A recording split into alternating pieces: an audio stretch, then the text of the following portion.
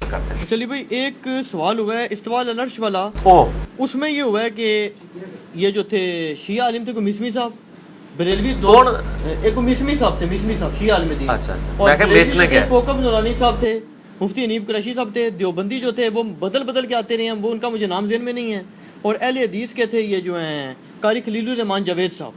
انہوں نے اپنی طرف سے شریف جینٹل مین بیچارہ بڑا ترس آتا ہے میرے کو. اچھا وہ اللہ کے بندے والے حدیثوں کوئی اور بندہ بھیجو یار اللہ کے بندے شریف آدمی بھیج دیں. ویسے جواب دینے میں وہ بھی تیز تھے نہیں لیکن بہت ڈیسنٹ آدمی. ڈاکٹر عامر لیاقت بھی نا بالکل اس میں تو پارٹی بن گئے نا کیونکہ وہ لیکن یہ اچھا چلیں آپ سوال کریں. انہوں نے یہ بات کی جس وقت بحث چلی نا تو یہ سب ایک طرف تھے تمام ایک طرف تھے صرف اہل حدیث ایک طرف تھے بلکہ وہ مذاق اڑاتے رہے. یعنی جیسے بندہ کسی کا مذاق نہیں کرتا کہ یار ان سے ذرا شغل لگے گا کہ بھئی یہ تو نرالی بات کریں گے نا ساری دنیا سے. وہ انہوں نے بھی تھوڑی بات غصے میں آ کے ایسی کر دی. انہوں نے کہا جی آپ اللہ تعالیٰ کے وجود کو نہیں مانتے. پھر تو عامر لیاقت صاحب کو آگ لگی. انہوں نے کہا جناب آپ نے ہم لعنت دیتے ہیں اس بندے کی زندگی پہ ہم اسی وقت ہمیں موت آ جائے اگر ہم اللہ کے وجود کے منکر ہوں. یہ آپ نے بہت بڑا ظلم کیا ہمارے پہ. پھر جناب صاحب نے چڑھائی کر دی ان کے اوپر. خیر یہ تو بات انتہائی نامناسب انہوں نے بولی. قریشی صاحب نے کہا جی مجھے یہ بتائیں کہ آپ اللہ کو عرش پہ مانتے ہیں. ہاں جی. دوسرے جو دیوبندی تھے غالباً اگر میں غلط نہیں کہہ رہا اب ان کا نام بھی مجھے صحیح وقت یاد نہیں ہے. انہوں نے کہا جی آپ نے پھر اللہ کے لیے جسم کا عقیدہ رکھا ہے. انہوں نے کہا نہیں ہمارا یہ عقیدہ نہیں. پھر حنیف قریشی صاحب نے چڑھائی کر دی. انہوں نے کہا جی مجھے ایک بات کا جواب دیں اللہ بڑا ہے یا عرش بڑا ہے؟ اگر اللہ عرش سے بڑا ہے تو عرش پہ آیا کیسے ہے؟ وہ عرش پہ آیا کیسے؟ اور اگر اللہ نعوذ باللہ عرش سے چھوٹا ہے تو پھر وہ اللہ کیسے ہے؟ پھر جناب وہاں پہ بحثیں چلتی رہی لیکن پھر اہل حدیث آگے مزید نہیں بول سکے. جی وہ اہل حدیث تو نہیں بول سکے. ہم تو الحمدللہ کتاب و سنت کا دفاع کرتے ہیں. جی شاہ جی میں حنیف قریشی صاحب نے جو یہ سوال کیا تو میں حنیف قریشی صاحب سے پوچھتا ہوں کہ اللہ بڑا ہے یا کائنات بڑی ہے؟ اللہ بڑا تو اللہ کی طرف پھر یہ تو کہتے ہیں نا ہر جگہ ہے پوری کائنات میں اور سارا کچھ کرتا ہے تو کائنات تو بہرحال مخلوق ہی ہے نا. اس قسم کے متشابہات سوالات کرنا ہی غلط ہے. یہ بدعت ہے. کچھ سوال ایک سوال اور ایڈ کروں اللہ کے عذاب بھی پھر انہوں نے بیچ میں نہیں وہ کسی کا عقیدہ میں کلیئر کر دیتا ہوں. وہ مجسمہ کا عقیدہ ہے جو اللہ کے لیے جسمیت کے قائل ہے نعوذ باللہ. مجسمہ بھی جو ہے گمراہ ہیں اور جہمیہ بھی جو اللہ کی صفات کی تعویلات باطل اپنی مرضی سے کرتے ہیں وہ دونوں ہی گمراہ ہیں. جی نہیں اہل حدیث کو مجسمہ نہیں کہنا چاہیے. اہل حدیث کوئی مجسمہ نہیں ہے نہ وہ میں ان کا کوئی وکیل نہیں ہوں لیکن وہ میں نے نہیں اس سے کبھی سنا کہ انہوں نے بعض اوقات ان کی گفتگو میں ایسا رنگ آتا ہے تو اس کی وجہ سے وہ ایمفسائز چونکہ کر رہے ہوتے ہیں ان کو بھی چاہیے کہ مسئلہ صحیح طریقے سے کھول کے بیان کریں. وہ بھی عرش کے مسئلے کو اس طرح ایگزیجریٹ کرتے ہیں کہ وہ مسئلہ خراب ہو جاتا ہے. لیکن آپ دیکھ لیں اہل حدیث کے اندر ہی مجاہد لوگ پیدا ہو گئے. حافظ سعید صاحب کی کتاب ہے عقیدہ اور منہج اس میں انہوں نے لکھا ہم اس تکلف میں نہیں پڑھتے کہ اللہ تعالیٰ کی عرش پہ کیفیت کیا ہے اور ہمارے ساتھ ہونے کی کیفیت کیا ہے. ہم اللہ ہی کو تفویض کرتے ہیں اللہ ہمارے ساتھ بھی ہے اور اللہ عرش پہ بھی ہے. یہ عقیدہ و منہج حافظ سعید صاحب نے لکھا ہے جو شیخ عبدالعزیز بن باز مفتی اعظم سعودی عرب کے شاگرد ہیں اور جماعت الدعوہ کے امیر ہیں اور انہی کے ادارے کے مفتی ہیں مفتی عبدالسلام صاحب عبدالسلام بٹوی صاحب. ان کی تفسیر اس وقت عام ہوئی بھی ہے اور انہوں نے پڑھ کے انہوں نے سیدھا کر چھڑا ہے. انہوں نے لکھا ہے کہ اللہ تعالیٰ عرش پہ ہے جیسا کہ اس کی شان کے لائق ہے. اللہ ہمارے ساتھ ہے جیسا کہ اس کی شان کے لائق ہے. آپ دونوں کے مسئلے میں یہ علم قدرت سمع بصار یہ جو آپ زبان درازیاں کر رہے ہیں یہ نہ کریں. دو اہل حدیث کے علماء کے میں نے حوالے دیے ہیں یہ بڑے علماء ہیں. باقی یہ جو حنیف قریشی صاحب کو میں بتاتا ہوں کہ اب میں آپ سے پوچھتا ہوں حنیف قریشی صاحب بڑے ہیں یا احمد صاحب بریلوی صاحب بڑے ہیں؟ آپ نے پوچھا تھا نا عرش بڑا ہے کہ اللہ بڑا ہے جی. احمد صاحب بریلوی صاحب بڑے ہیں نا احمد صاحب بریلوی صاحب بڑے ہیں نا وہ تو مجدد بھی ہیں نا ان کے. تو احمد صاحب بریلوی صاحب کا عقیدہ میں آپ کو کنز الایمان شریف میں جو عقیدہ ہے میں وہی آپ کو دکھا دیتا ہوں. اے دکھاؤ جی کنز الایمان شریف باہروں بھی دکھاؤ اندروں میں پڑھ کے سنانا ہے انہوں کہ حنیف قریشی صاحب کو پتہ چلے کہ حنیف قریشی صاحب بڑے ہیں یا احمد صاحب بریلوی صاحب بڑے ہیں. یہ الرحمن علی العرش استویٰ یہ آیت ہے سورہ طٰہٰ کی آیت نمبر ہے 5. الرحمن علی العرش استویٰ. یہ الرحمن جو ہے وہ دوسرے صفحے پہ تھا یہ اس صفحے پہ یہ پہلا ہے پہلی لائن کنز الایمان کا ترجمہ. علی العرش استویٰ الرحمن علی العرش استویٰ. رحمان اپنے عرش پر مستوی ہوا جیسا کہ اس کی شان کے لائق ہے. یہ احمد بریلوی صاحب کا ترجمہ ہے. تو مفتی حنیف قریشی صاحب نے جب کہا نا اللہ بڑا ہے یا عرش بڑا ہے اس کا جواب یہ ہے رحمان نے عرش پر استوا فرمایا جیسا کہ اس کی شان کے لائق ہے. تو اسی مفتی صاحب ٹینشن نہ لو اللہ تعالیٰ نے قرآن پاک ہی فرمایا تھا. اور یہ جو احمد بریلوی صاحب نے ترجمہ کیا نا جیسا کہ اس کی شان کے لائق ہے یہ سورہ الشورى کی آیت نمبر 15 ہے. لیس کمثلہ شیء وہو السمیع البصیر، اللہ کی مثل کوئی شے نہیں ہے، وہی سننے والا اور دیکھنے والا ہے. یہ اس کے تحت اچھا یہ تو میں نے حمزہ بریلوی صاحب کا. اب میں آپ کو اپنے بزرگوں کا عقیدہ بھی بتاتا ہوں. یہ تو انڈیا پاکستان کے بزرگ تھے نا. یہ جامعہ ترمذی کھولنے لگا ہوں میں، اب بریلویوں کا ہی ترجمہ ہے ضیاء القرآن پبلیکیشن کا، ورڈ بائی ورڈ پڑھوں گا. یہ دکھائیں جی ان کو، میں ان کو بتاتا ہوں کہ جناب اللہ بڑا ہے کہ عرش بڑا ہے، اس قسم کے فضول سوالات کے اوپر یہ میں دکھاتا ہوں. یہ جناب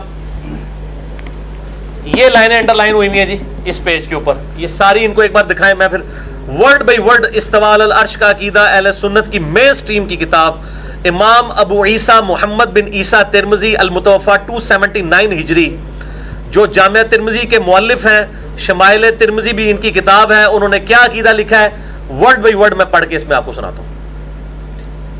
یہ کور کر لیے جی. اچھا اس میں میں کلیئر کر دوں، کتاب الاعتقاد امام بیہقی کی کتاب میں صحیح سند کے ساتھ امام مالک کا قول ہے اللہ کا عرش پر استوا معلوم ہے،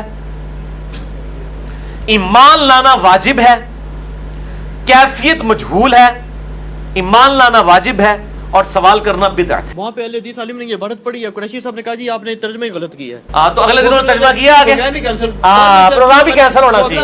ترجمہ غلط نہیں ہے، یہی ترجمہ ہے، ایڈی سمپل عربی سارا نو آندی ہے. اے ترجمہ میں حمزہ بریلوی صاحب کا پڑھتا ہے نا رحمان العرش، آپ سنیں یہ ترمذی میں یہ ترجمہ جو ہے وہ ضیاء القرآن پبلیکیشن پیر کرم شاہ صاحب کے دار. یہ سنیں بخاری مسلم میں ایک حدیث ہے جو جامعہ ترمذی میں بھی موجود ہے انٹرنیشنل نمبر کے مطابق 662. یہ حدیث بخاری مسلم دونوں میں ہے کہ آپ صلی اللہ علیہ وآلہ وسلم نے فرمایا جو شخص اللہ کی راہ میں ایک نوالا بھی صدقہ کرتا ہے تو اللہ تعالیٰ اس کو اپنے دائیں ہاتھ سے پکڑتا ہے اور اس کی پرورش کرتا ہے جیسا کہ تم میں سے کوئی گھوڑے کی پرورش کرے اور اس کے بچے کو پال کے بڑا کر دے حتیٰ کہ وہ احد پہاڑ کے برابر ہو جاتا ہے. یعنی اللہ تعالیٰ ایک نوالے کا ثواب احد پہاڑ، یہ احد پہاڑ کئی کلومیٹرز پہ پھیلا ہوا ہے، چھوٹا نہیں ہے، ٹھیک ہے شاہ جی میرے ربو، کئی کلومیٹرز پہ پھیلا ہوا ہے احد پہاڑ، تو اس کے برابر کر دیتا ہے ایک نوالے کے ثواب کو. امام ترمذی کہتے ہیں یہ حدیث حسن صحیح ہے. یہ حدیث بخاری مسلم دونوں میں ہے، ترمذی میں 662 انٹرنیشنل نمبر کے مطابق، اور یہ جو بریلویوں کی نمبرنگ ہے ضیاء القرآن کی یہ 598 ہے. اچھا اس کے اوپر امام ترمذی کمنٹس کرتے ہیں یہ حدیث اور اس طرح کی دوسری روایات جن میں اللہ تعالیٰ کی صفات مثلا ہر رات آسمان دنیا پر رب کے اترنے کا ذکر ہے، علماء فرماتے ہیں، اے علماء بریلوی دیوبندی اہل حدیث نہیں، پہلے 300 سال دے علماء، علماء پرائم عزت والے علماء، علماء کرائم، مجرم علماء کی بات نہیں ہو رہی، فرماتے ہیں یہ روایات ثابت ہیں، ان پر ایمان لایا جائے اور ان میں کسی قسم کا وہم نہ کیا جائے. اے وہم انہوں نے کیتا نا کہ جی عرش وڈا ہے کہ اللہ وڈا ہے، اور یہ نہ کہا جائے کہ یہ کیسے ہے. اے دیکھ لو اے ترجمہ خود مفتیاں نے کیتے ہیں نا، اور یہ پورا علماء کا پینل ہے ضیاء القرآن کا جو یہ ترجمہ چھاپتا ہے. اور پھر امام ترمذی لکھتے ہیں کہ امام مالک، امام مالک کا ذکر پہلے نمبر پہ آ گیا، امام مالک بن انس، امام سفیان بن عیینہ، امام عبداللہ ابن مبارک جو امام حنیفہ کے شاگرد ہیں، عبداللہ ابن مبارک، ان سے مروی ہے، وہ فرماتے ہیں کہ ان احادیث کو کیفیت کے بغیر ہی پڑھنا اور ماننا چاہیے. علماء اہل سنت والجماعت کا یہی قول ہے. یہ اہل سنت والجماعت بریلوی، اہل سنت والجماعت دیوبندی، اہل سنت والجماعت اہل حدیث کا ذکر نہیں ہو رہا، اہل سنت والجماعت امام ترمذی. اور جہمیہ فرقے نے ان روایتوں کا انکار کیا ہے. جہمیہ وہ ہیں جو ان کو استواء العرش یہ ساری چیزوں کو کہتے ہیں نہیں، استواء العرش سے مراد غلبہ ہے، جیسا کہ خانہ کعبہ جو اللہ کی تجلیات کا مرکز، یہ خود سے ہی کرتے ہیں. حالانکہ کعبے کے بارے میں تو اللہ نے کہیں نہیں کہا میں کعبے پر مستوی ہوا. کس طرح دو کمپیریزن کراتے ہیں، کس کو دھوکہ دیتے ہیں. اور کہا کہ یہ تشبیہ ہے اور اللہ تعالیٰ تشبیہ سے پاک ہے کہ اس کی کوئی مثل نہیں بیان کی جا سکتی، لہٰذا یہ متشابہات میں ہے. سورہ آل عمران کی آیت نمبر 7 ہے کہ قرآن حکیم کی آیات دو قسم کی ہے، ایک محکمات ہے اور اللہ نے کہا کہ وہ اصل کتاب وہی ہیں، ام الکتاب وہی ہیں، اور دوسری ہے متشابہات، اور جن کے دلوں میں کجی ہوتی ہے وہ ان کے پیچھے پڑتے ہیں. یہ متشابہات ہیں، اللہ تعالیٰ کی صفات ہمیں ڈیٹیل نہیں پتا. سورہ شورى میں واضح آ گیا لیس کمثلہ شیء وہو السمیع البصیر. کیوں اس کے پیچھے پڑتے ہو؟ اچھا.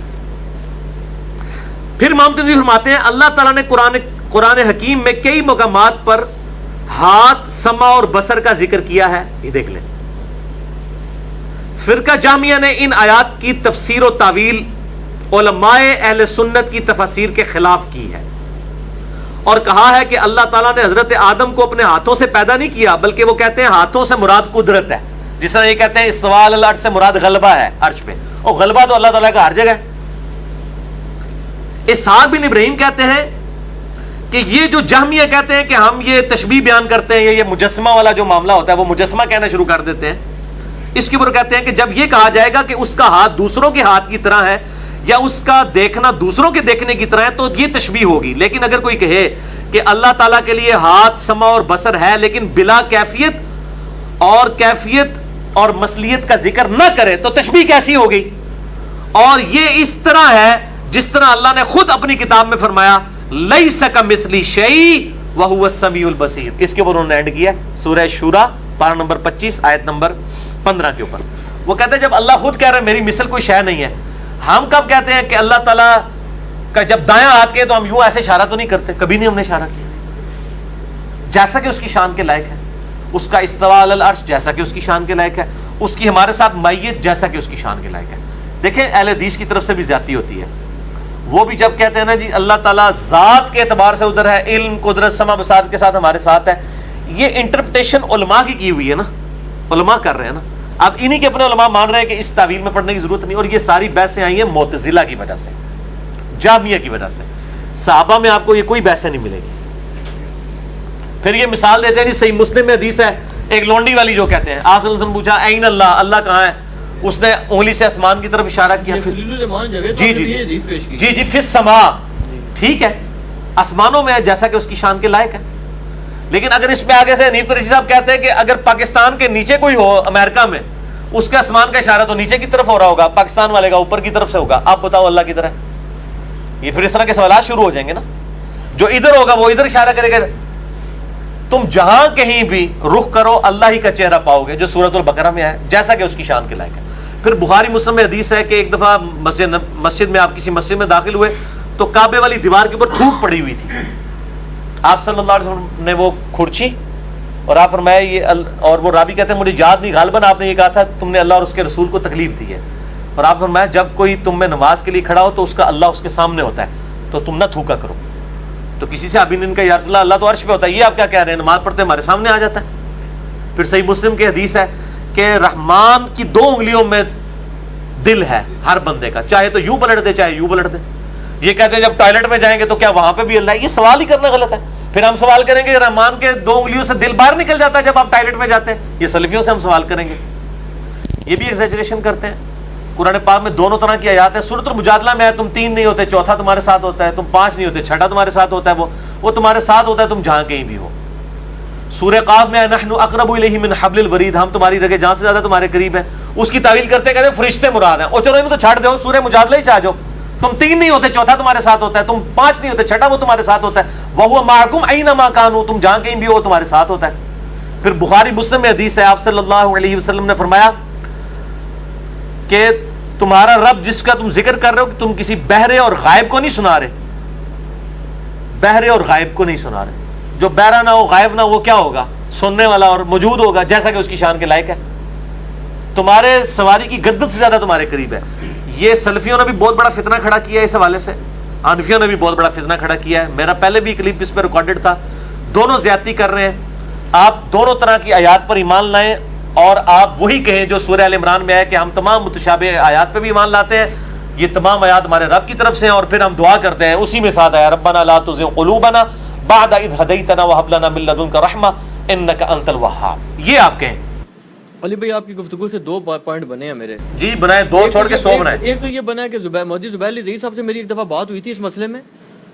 مجھے کسی شخصیت کا حوالہ نہ دیں، علمی بات کریں. انہوں نے میرے سے سوال کیا تھا، بلکہ انہوں نے کہا جی آپ مجھے یہ بتائیں علی صاحب آپ جس وقت وہ دعا کرتے ہیں، ایسی کو بات کی تھی تو ہاتھ کدھر کرتے ہیں؟ میں نے کہا جی اوپر. کہتے ہیں کیوں کرتے ہیں؟ کہتے ہیں آپ کے سوال کا جواب مل گیا.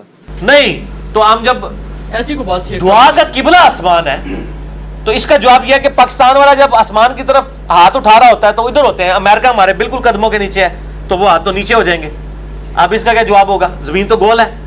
پھر جس طرح دعا کا قبلہ آسمان ہے، نماز کا قبلہ خانہ کعبہ شریف ہے. یہ تو قبلہ ہے, ٹھیک ہے, قبلہ ہے. اچھا دوسرا سوال جو ہے نا وہ تو خیر اور بھی بہت سے مسائل میں آپ کے بارے میں جو ہوتا ہے لوگوں کو, آپ نے بھی خود اس بات کا اقرار کیا کہ اس میں حنفی بھی زیادتی کر رہے ہیں, اہل حدیث بھی زیادتی کر رہے ہیں. جی جی میں تو جنگی چھوڑ دوں. نتیجہ یہ نکلا کہ انجینئر محمد علی مرزا صاحب آگے بات بیان کر رہے ہیں صرف پوری امت میں. یہ لوگ اعتراض کرتے ہیں, وہ کہتے ہیں یار ہم انجینئر صاحب کے پیچھے لگ جائیں اور جناب 1400 سال کے لوگوں کو زیرو کر دیں. ہم کہتے ہیں کہ 1400 سال کے لوگوں کے مقابلے پہ اگر انجینئر صاحب ہے تو انجینئر صاحب کے ٹکڑے ٹکڑے کر دیں. اگر ان 1400 سال کے مقابلے میں امام ترمذی کے میں الفاظ ورڈ بائی ورڈ پڑھ رہا ہوں اور احمد بریلوی صاحب کا ترجمہ پڑھ رہا ہوں ورڈ بائی ورڈ, تو آپ احمد بریلوی اور امام ترمذی کو جا کے ان کی قبریں اکھاڑے نا, ان کو بد عقیدہ کہے نا. انجینئر صاحب کو کہتے ہیں, انجینئر صاحب کا تو عقیدہ بالکل ٹھیک ہے. دیکھیں نا انجینئر صاحب کی اپنی تو کوئی ذاتی بات ہے ہی نہیں ہے. انجینئر صاحب جو بات کر رہے ہیں وہ دلائل کے ساتھ کر رہے ہیں. تو یہ بات ہی بالکل غلط ہے کہ جی اس طرح کا تہمت لگانا کہ انجینئر صاحب بھی صحیح ہیں. دیکھیں میں شاہ جی ان عقائد کی بنیاد کے اوپر کیا کہہ رہا ہوں کہ بریلوی دیوبندی اہل حدیث شیعہ کافر ہیں.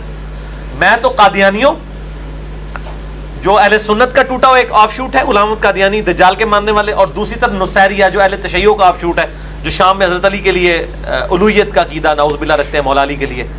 میں ان دو فرقوں کے علاوہ کسی کی تکفیر بھی نہیں کرتا. ان کو تو شکر ادا کرنا چاہیے کہ ان کے بزرگ بابوں کی ساری غلطیاں باوجود ہونے کی پتہ ہونے کے باوجود میں ان کو جو ہے وہ تکفیر نہیں ان کی کرتا. ہونا چاہیے کہ میں ان کی عوام کو یہ ساری فوٹو کاپیاں کرا کے بانٹوں کہ یہ کشف المحجوب میں اشتبیشت میں کیا کچھ یہ بزرگ لکھ کے گئے ہیں نبی علیہ السلام کی گستاخیاں, تاکہ یہ جا کے کپڑے اکھاڑیں بزرگوں کی, یا ان کی نہیں اکھاڑنا چاہتے تو کم از کم پرنٹنگ پریس جا کے توڑیں ان کے جن کے اندر یہ چیزیں چھاپ رہے ہیں. پرنٹنگ پریس توڑو انہوں نے.